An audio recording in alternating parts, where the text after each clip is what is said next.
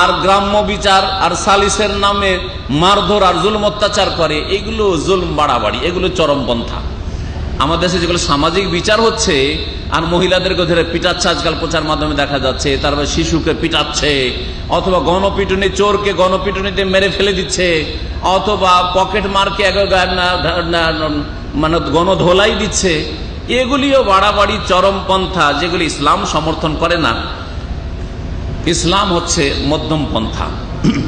ধর্মের নামে এই এক গুমরাহি আছে, যেই গুমরাহি থেকে সতর্ক সাবধান হতে হবে। আজকাল প্রচার মাধ্যমগুলি সারা পৃথিবীতে যত ভ্রান্ত মতবাদ আছে সবগুলিকে হাতের মুঠে এনে রেখে দিয়েছে, যার ফলে কোথায় পৃথিবীর পয়দা হচ্ছে, ধরেন বাংলাদেশে না হয় দুই একটা পয়দা হয়েছে, বাংলা ভাই আর আব্দুর রহমান এই দল পয়দা হয়েছে, হ্যাঁ, কিন্তু অন্য অন্য দেশে যেসব চরমপন্থীগুলো পয়দা হয়েছে ঘরে ঘরে আপনার ফেসবুক আর ইন্টারনেট দিয়ে ঢুকে যাচ্ছে আর ইউটিউব দিয়ে ঢুকে যাচ্ছে। হ্যাঁ, এইরকমই বর্তমান যুগে ধরেন আল কায়দা পয়দা করেছে, এগুলো কি ISIS, যেটাকে দায়েশ আরবিতে বলা হচ্ছে, ISIS, Islamic state of Iraq and Syria, এটা হচ্ছে শর্ট ফর্ম ISIS। আর ইসলাম, তাদের নাম হচ্ছে Islamic state of Iraq and Syria, Syria এবং ইরাকের ইসলামিক স্টেট। কোন ইসলামিক স্টেট নেই, এদেরকে তৈরি করলো কে? তৈরি করলো কে? ভালো করে ঠান্ডা মেজাজে বোঝার চেষ্টা করবেন। আর এরা করছেটা কি? এরা কি ইসলামের প্রতিনিধি? ইসলামের কথা পেশ করছে?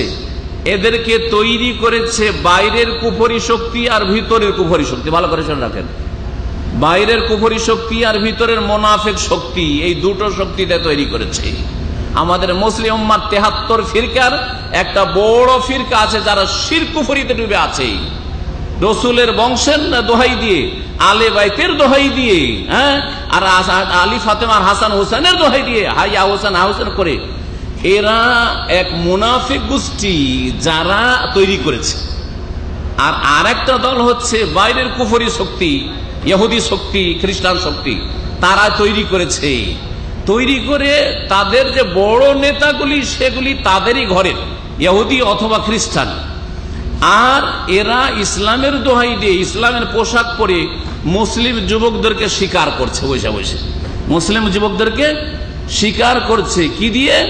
এর পিছনে একটা কারণ আছে। হে মুসলিম, তোদের উপর খুব জুলুম অত্যাচার হচ্ছে, ইরাকে জুলুম হচ্ছে, সিরিয়াতে জুলুম হচ্ছে, তমুক যে আফগানিস্তানে জুলুম হচ্ছে, অমুক জায়গায় জুলুম হচ্ছে, তমুক জায়গায় জুলুম হচ্ছে, বার্মাতে জুলুম হচ্ছে। এইসব দোহাই দিয়ে তারা মুসলিম দেশের যুবকগুলিকে কালেকশন করছে। যখন তাদের কাছে এই যুবকগুলি চলে যায় তখন তাদের পাসপোর্টটা নিয়ে জ্বালিয়ে দেয় বা ছেড়ে ফেলে দেয়, পাসপোর্ট জব্দ করে দেয় যাতে করে আর পালাতে না পারে। তারপরে যদি তাদের মুখোশ খুলে যায়, জানতে পারে হাত পা বাঁধা, জিম্মি হয়ে গেছে, কারণ পাসপোর্ট নেই, পাসপোর্ট দিয়ে দিয়েছে তাদের হাতে, হ্যাঁ, যার ফলে আর ফিরে আসতে পারে না। কেউ যদি ফিরে আসতে চায় যে না, আমি ভুল পথেতে নেমে চলে এসেছি, এরা তো আসলে ইসলামের প্রতিদিনে, এদেরকে তো মুজাহিদিন মনে করে জেহাদ জেহাদ করে এসেছিলাম, তো যদি ফিরে আসতে চায় আর জানতে পারে, তখন তারা মুনাফিকের ফতোয়া লাগায়, ফতোয়া লাগায় তারা নিজেদের লোকদেরকে খুন করে। এর ভিতরে খবর বলছি, তারা তাদের লোককে খুন করে। তাদের ফতোয়া হলো যে মুনাফিক, যে বেরিয়ে যাচ্ছে, পালিয়ে যেতে চাইছে আমাদের কাছে এসে, সে হচ্ছে মুনাফিক, আর মুনাফিকের রক্ত তাদের কাছে হালাল। এই ফতোয়া দিয়ে তারা নিজেদের লোকদেরকে খুন করে। এর ইতিহাস বাংলাদেশেও হয়েছে।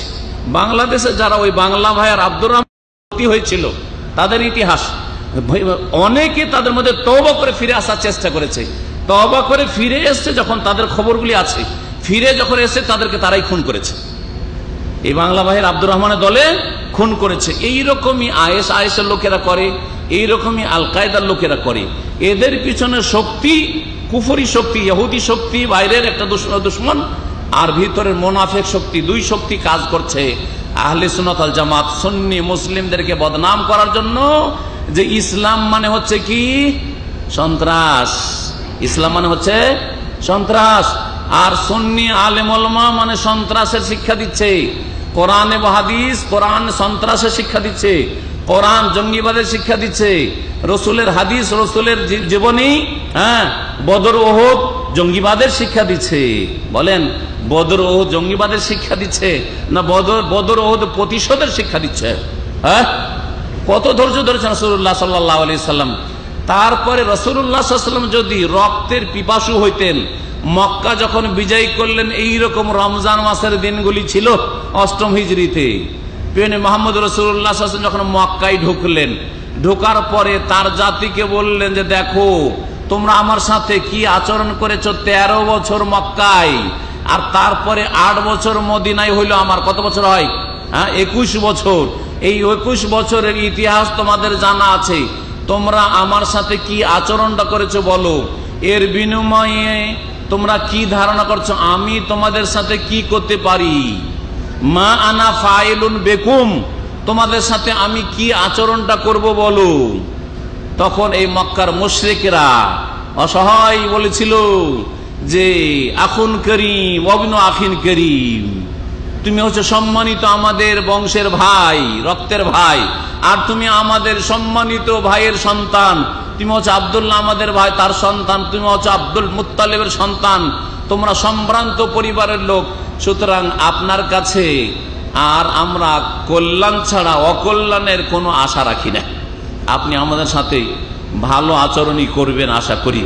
প্রিয় মুহাম্মদ রাসূলুল্লাহ সাল্লাল্লাহু আলাইহি ওয়াসাল্লাম বলেছেন, যাও ইযহাবু ফাআনতুমুত তুলাকা, যাও তোমাদেরকে ছেড়ে দিলাম, যাও তোমাদেরকে ছেড়ে দিলাম। ফাআনতুমুত তুলাকা লা তাসরিবা আলাইকুমুল ইয়াওম, কোনো তিরস্কারও করছি না, কোনো ভর্ৎসনাও দিচ্ছি না, কোনো ধিক্কারও দিচ্ছি না যে এই করেছো সেই করেছো। যেমন আমরা বিচার সালিশ করে মাফ করলেও অনেক সময় কি করি, ধিক্কার দিই যে তুই এই করেছিস, তুই এই করেছিস, তোর সাথে আমি এই করেছি, এত উপকার করেছি, এত উপকার করেছি, আর তোর জন্য জান দিয়েছি, পয়সা দিয়েছি, ইজ্জত দিয়েছি, হ্যাঁ সবকিছু দিয়েছি, আর তুই আমার সাথে এই করেছিস। কিন্তু নবী করিম সাথে একটিও কথা বলেননি। যাও, কোনো রকমের ধিক্কার নেই, তিরস্কার নেই, ভর্ৎসনা নেই। ইযহাবু ফাআনতুমুত তুলাকা, তোমাদেরকে ছেড়ে দিলাম। নবী করিম সাল্লাল্লাহু আলাইহি ওয়াসাল্লামের যুগে সবচেয়ে বড় মুনাফিক ছিল, খুন করেননি। আর এরা, এই জঙ্গিরা, এই চরমপন্থীরা মুনাফিক ফতোয়া দিয়ে খুন করে, মুনাফিক ফতোয়া দিয়ে মুসলিমদেরকে খুন করে। আর কাফের মানে রক্ত হালাল। কাফের মানে রক্ত হালাল? কে বললো কাফের মানে রক্ত হালাল? না, মোটেই না। এই জন্য আমার একটি আলোচনা আছে, অনেক পুরাতন, আজকে থেকে 12 বছর আগের আলোচনা আছে, শুনবেন, 10-12 বছর আগের আলোচনা। এটা হচ্ছে সন্ত্রাস ও বোমাবাজি। সন্ত্রাস ও বোমাবাজি ইসলাম এই শিক্ষা দেয় না।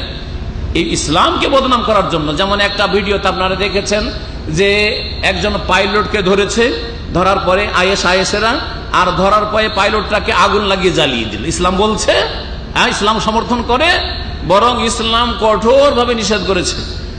কঠোরভাবে যদি কাউকে খুনও করতে হয়, খুন করবে প্রথম কথা খলিফা, শাসক, এবং শাসকের প্রতিনিধি যদি কেউ থাকে তাহলে, হ্যাঁ এমনি কেউ না।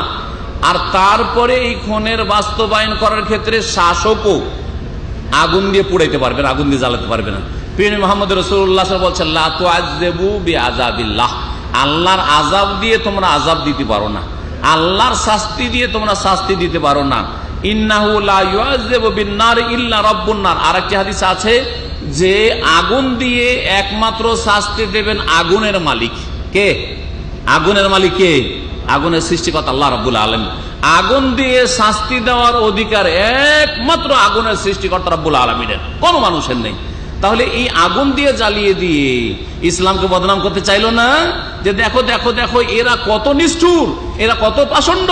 আর এই ইসলাম কি শিক্ষা দেয়, যে মানুষকে আগুন দিয়ে জ্বালিয়ে দিচ্ছে। আগুন দিয়ে জ্বালিয়েছে ইহুদি শক্তি, আগুন দিয়ে জ্বালিয়েছে কাফের শক্তি, মুসলিম শক্তি কোনোদিন এই কাজ করতে পারেন না। এরা হয় মুনাফিক, মুনাফিকদের এজেন্ট, আর না হলে এরা কাফের ইহুদি নাসারাদের এজেন্ট। এরা মুসলিমদের প্রতিনিধি নয়, যারা চরমপন্থী বা যারা জঙ্গি সন্ত্রাসী, তাদের কথা ভালো করে বুঝে রাখেন।